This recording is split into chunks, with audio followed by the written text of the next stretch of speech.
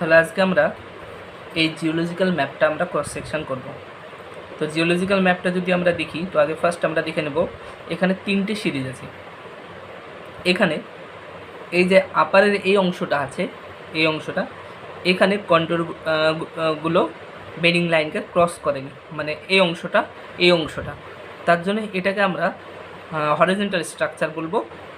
আর এই যে লাইনটা আছে, এই লাইনটা আবার হরিজন্টাল স্ট্রাকচারকে এই সাইডে আবার কাট করছে, অর্থাৎ এই লাইনটা হচ্ছে লাইন অফ আনকনফর্মিটি। এটা তাহলে এটা একটা স্ট্রাকচার। আর এখানে দেখা যাচ্ছে তার নিচে এই বেডিং প্লেনটা এগুলো হচ্ছে ইউনিক লাইনাল স্ট্রাকচার, কারণ এখানে বেডগুলো ক্রস করছে। আর মাঝের এই অংশটা আসি, এখানে দেখব একই বেড রিপিটেশন, এটা রিপিটেশন, তার জন্য এটা হচ্ছে ফোল্ডেড স্ট্রাকচার। তাহলে folded structure, unique lineal structure এবং এই ওপরের অংশটা হচ্ছে হরিজন্টাল স্ট্রাকচার। তিনটে স্ট্রাকচারই এখানে রয়েছে। তাহলে আমরা এই ম্যাপটা আমরা কীভাবে সলভ করব সেটা আমরা দেখব। তাহলে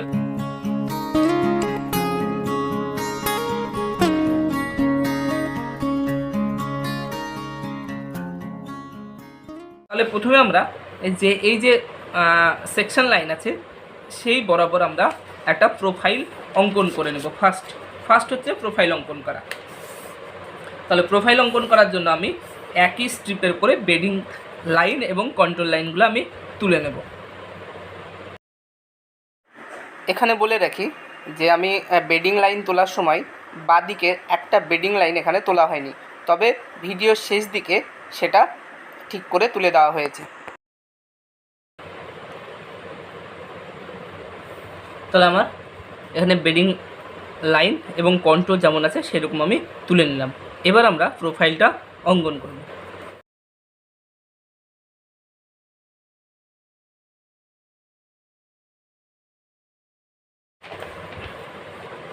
এবার এখানে স্কেলটা দেখা যাক, 1 ইঞ্চিতে 1000 ফিট, তাহলে 0.1 ইঞ্চে হচ্ছে 100 ফিট হবে।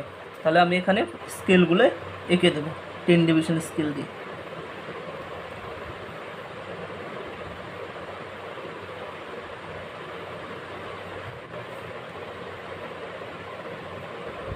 অ্যাকচুয়ালি এই পাশেরটা আমার দরকার নেই, আমার সুবিধার জন্য এই পাশেরটা আমার আঁকা হয়।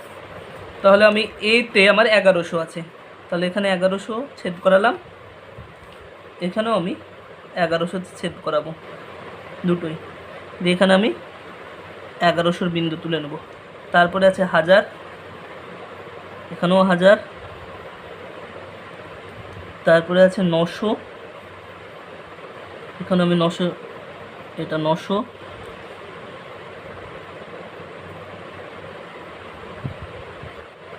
এখানে আমি 900 দুটো পেয়েছিলাম, এটাও 900 ছিল,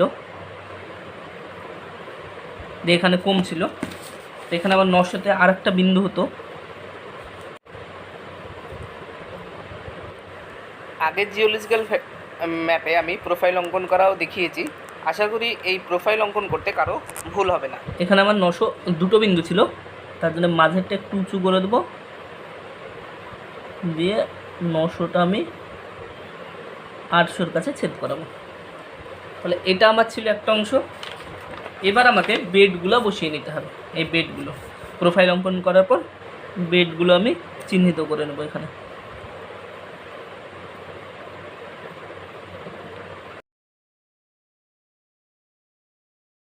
এখানে বেডগুলো কমপ্লিট হলো। এবার এই বেডগুলো আমি প্রোফাইল লাইনের উপরে তুলে দেব।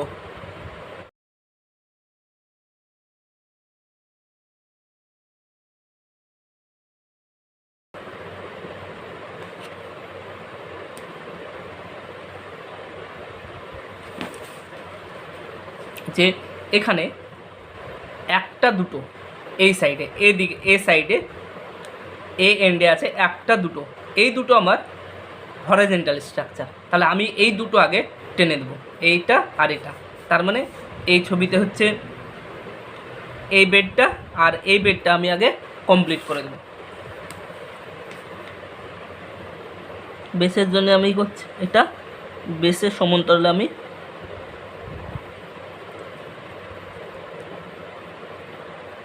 তুলে দিলাম। তাহলে এই দুটো আমার কমপ্লিট হয়ে গেল। এইটা হচ্ছে এই যে দাগটা আছে এটা হচ্ছে লাইন অফ আনকনফর্মিটি, কারণ এই বেডগুলো এটাতে কাট করছে। তাহলে এখানে আমি লাইন অফ আনকনফর্মিটিটা আমি চিহ্নিত করে দিলাম জিগজ্যাগ দিয়ে অংশে। পরের অংশে আমরা এই পার্টটা আঁকবো, এই পার্টটা ইউনিক লাইনার, মানে এখানে একটা আর এখানে একটা, দুটো বেডিং প্লেন আছে এখানে, দুটো বেডিং প্লেন, মানে এখানে একটা পড়ছে, আমরা একটাই পড়ছে এখানে, এটা আমি প্রথমে এঁকে দেবো এটা, আর এখানে হচ্ছে এটা আর এটা, আর এটা ক্যাপ্রফি মানে এটা আমরা দুটোকে মিলিয়ে দেবো এটা। তাহলে আমি এই দুটো আমি এখানে যোগ করে দিলাম এটা। এবার দেখা যাচ্ছে এই যে এই দুটো সিরিজ আছে এই বেডটার এই বেডের ক্ষেত্রে দেখা যাচ্ছে যে এই সিরিজটা এখানে আমরা এবার আমরা যদি দেখি এখানে যে এই অংশটা এই বেডটা আর এখানে এই অংশটা এর যদি আমরা যদি ডিপটা দেখি তো এখানে ডিপ কিন্তু পাওয়া যাচ্ছে না। যদি ডিপ আমি আঁকতামও, এটা ইউনিক লাইন স্ট্রাকচার হওয়া সত্ত্বেও আমি যদি ডিপ আঁকি তাহলে এখানে ছেদ করছে, এখানে ছেদ করছে, এইভাবে যে স্ট্রাইক লাইন পেতাম আমি ধরে নিচ্ছি এখানে স্ট্রাইক লাইন পাচ্ছি এইরকম। আর একটা লাইন আমি স্ট্রাইক লাইন কিন্তু এখানে যেহেতু এটা 800 আর আমি যদি 900 করি তাহলে এইরকম একটা এই সমান্তরাল আমি এইরকম একটা স্ট্রাইক লাইন পাবো, এই দুটো। কিন্তু এই স্ট্রাইক লাইন দিয়ে কিন্তু যেহেতু এই যে বেডিং যে ক্রস সেকশন লাইন আর এখানে স্ট্রাইক লাইন, এখানে ছেদ না করার জন্য কিন্তু আমি এখানে কোনো ডিপ নিতে পারছি না। তার জন্য আমাদের কি এই জায়গাটা একটু যদি খেয়াল করি যে এই বেডটা আর এই বেডটা একই বেড, তাহলে এই বিন্দুটা আর এই বিন্দুটা যদি আমি যুক্ত করে দিব, যুক্ত করে দেওয়ার পর তাহলে আমি ফার্স্টটাকে যুক্ত করে দিই, তারপর আমরা বলছি এটা। তাহলে আমার এই বিন্দুটা এখানে দুটো বিন্দু পাচ্ছি, এখানে সাথে এটা, এই দুটো যদি আমি যুক্ত করে দিই মানে এটাও লাইন অফ আনকনফর্মিটি, কারণ এখানে কাট করেছে তার জন্য আমি এটা লাইন অফ আনকনফর্মিটি দিয়ে দিচ্ছি। এইরকম হওয়ার কারণে আমি এই বেডের সমান্তরালে আমি এগুলো এঁকে দেবো, কারণ এখানে আমার ডিপটা নেওয়া সম্ভব হচ্ছে না। তাহলে আমি সমান্তরালেই আমি এখানে আমি মাত্র একটাই পাচ্ছিলাম, এখানে একটাই আমরা এখানে বেডিং প্লেন পাচ্ছিলাম এই সিরিজের এই অংশে। তাহলে আমি একটাই এখানে অর্থাৎ এই কোণারটা আমি এঁকে দেবো। তাহলে আমি এর সমান্তরালে এঁকে দেবো, এই ধরে নিয়ে আমি এই অংশটা এঁকে দেবো, এই অংশ এঁকে দিয়ে এটাও হবে লাইন অফ আনকনফর্মিটি, আর তারপরে সিরিজটা কমপ্লিট হলো। এবার আমার ফোল্ডেড স্ট্রাকচারটা দেখতে হবে। তাহলে এখানে আমি প্রথমে এখানকার ডিপগুলো এঁকে নেব, এখানেই যে এই বেডগুলো এই বেড এটার রিপিটেশন এগুলো। তাহলে এখানে ফোল্ডেড স্ট্রাকচারে দুটো আমার বেড মানে ডিপ হলেই হবে। তাহলে এই অংশটা আর এই পাশের অংশটা আমরা দেখব একই বেডে একই ডিপ হবে, আর এই পাশের ডিপটা আলাদা হবে। তাহলে আমি এটা আর এটা তুলতে পারি ডিপ, অথবা এটার ডিপ নেব আর এটার ডিপ নেব, তাহলে এটা আমাকে বাদ দিয়ে দেবো। তাহলে আমি এটার ডিপ আর এটার ডিপ নিচ্ছি, আর এই ডিপ অনুসারে আমি এই ডিপটাই এঁকে নেব। তাহলে আমার ডিপটা আমি এমনি একটু দেখেও বুঝতে পারবো। যেমন এখানে আমার 600 ছেদ করছে, মানে যদি এইরকম লাইন হয় 600, আর তাহলে 500 আমার দেখবো এইদিকে হবে, তাহলে 600 থেকে 500 মানে 500 মানে এই দিকে ডিপটা হচ্ছে, এখানে বুঝতে পারছি। তাহলে আমি এই দুটো ডিপ আগে তুলে নিই, তারপরে আমরা এটা একটু দেখে নেব পরে।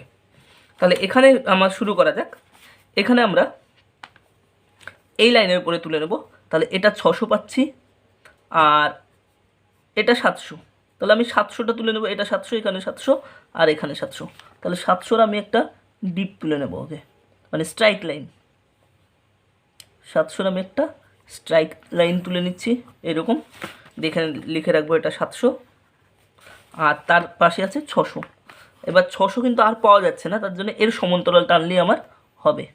তাহলে আমি ওর সমান্তরাল আমি মোটামুটি এখানে টেনে দেবো, তাহলে এটা 600। তাহলে ডিপ হচ্ছে আমার এই দিকে ডিপ হলো এটা।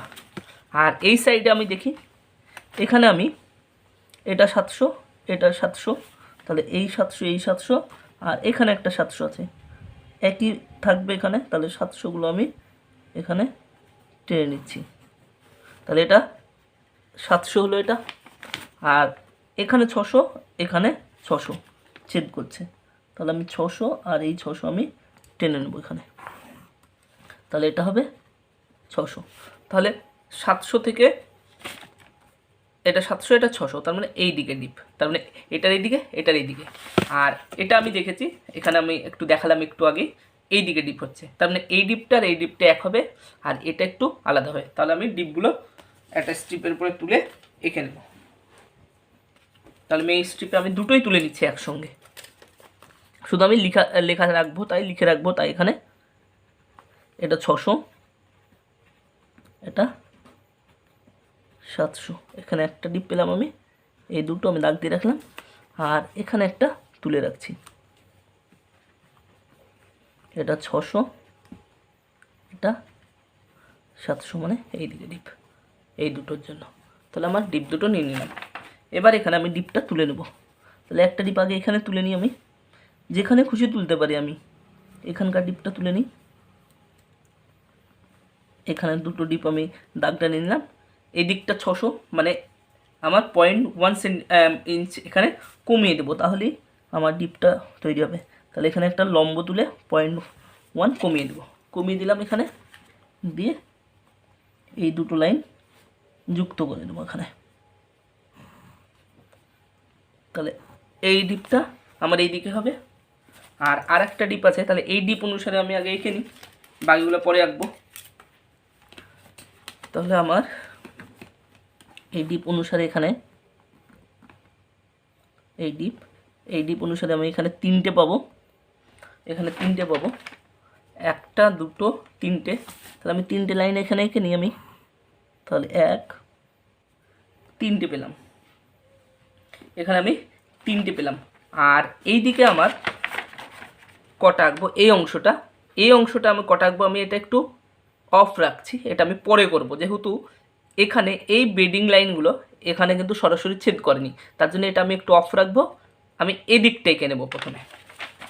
তাহলে আমার এই দিকটা হচ্ছে এই দিকে ছিল, মানে এই বেডটা ছিল এখানে 700 থেকে 600 দিকে, তার মানে আমি এখানে তুলে নিই এটা। এখানে যদি তুলি, তাহলে এখানে 0.1 আমি কমিয়ে দিলাম এখানে, দিয়ে ডিপটা হবে আমার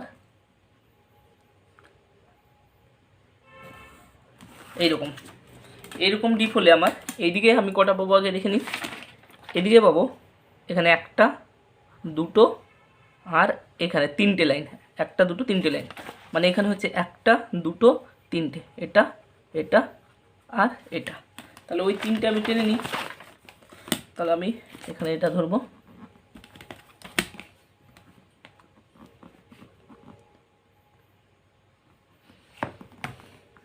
এই ডিপ ধরে আমি এটা কিন্তু আমি হালকা করে টেনে রাখবো, কারণ ওই ডিপটা এসে এটার সঙ্গে যুক্ত হবে, তার জন্য আমি এটা হালকা করে আমি টেনে রাখলাম। যখন ফাইনাল খাতা করবো তখন, বা আমরা পরে মুছে দিতে পারি।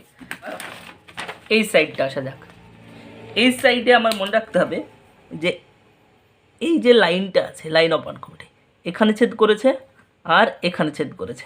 তাহলে এই দুটোকে আমি এইভাবে গোল করে টেনে দিতে পারতাম, আমি গোল করে টেনে না দিয়ে আমার একটু কম বেশি যাই হোক, এটা আমি সরাসরি যুক্ত করে দেবো। তাহলে একটা যুক্ত করে দিলাম, তাহলে এখানে একটা বেডিং প্লেন পেলাম এখানে এটার জন্য, আর এইটা আর এটা আমি যুক্ত করে দেবো এখানে। তাহলে এখানে আর একটা বেডিং প্লেন পেলাম। তাহলে এই দুটো বেডিং প্লেন কিন্তু আমাদের তোলা হয়নি, তাহলে এই দুটো আমি তুলে দেবো এখানে। এটা বি, আমি বি সাইড শুধুই রেখে দিলাম, এখানে একটা আর এখানে একটা। তাহলে আমি দুটো তুলে নেবো এখান থেকে। তাহলে এখান থেকে এই দুটো আমি তুলে যদি নিই এখানে, তাহলে এখানে একটা রাখলাম আর এখানে একটা রাখলাম। তাহলে এই দুটো আমি স্কেল দিয়ে তুলে নেব। তার মানে এখানে একটা হচ্ছে বড় করে দিলাম এটা, আর এখানে একটা, এটাও আমি এটা বড় করে দিলাম। তাহলে এই দুটো আমি প্রজেক্ট করে পেলাম।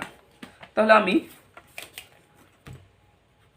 এই সাইডেরগুলো বলেছিলাম, এই সাইডেরগুলো হবে এই বেডিং প্লেনে, মানে এই ডিপে, তার মানে এই ডিপে হবে। তাহলে ওই ডিপ অনুসারে আমি ওই দিককারগুলো আমি এঁকে নেব। তাহলে এটা ধরে নিলাম একটা। তাহলে এখান থেকে একটা পাচ্ছি আমি এটা। তাহলে এটা আমি কিন্তু লাইন অফ আনকমোডিটির নিচ থেকে আঁকতে হবে আমাকে। তাহলে এখান থেকে একটা, এখান থেকে হচ্ছে আমি আর একটা পাবো,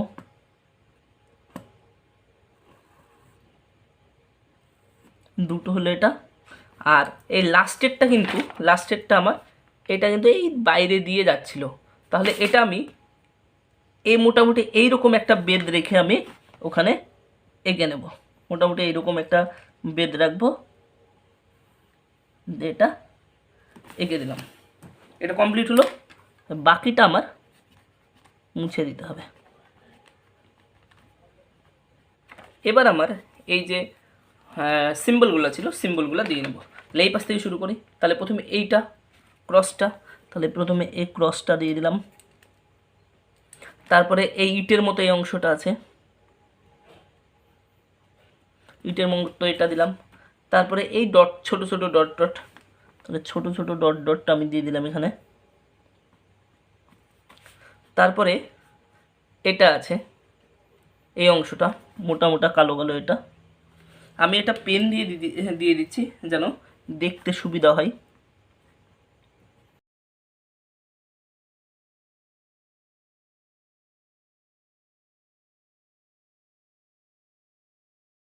তার জন্য আমরা এখানে এইরকমভাবে তীর চিহ্ন দিব, দিয়ে এখানে একটা বক্স এঁকে নেব। বক্স এঁকে এটা দিব,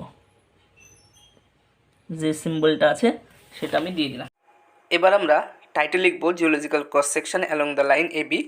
তারপর নিচে লিখব সাকসেশন অফ বেডরক।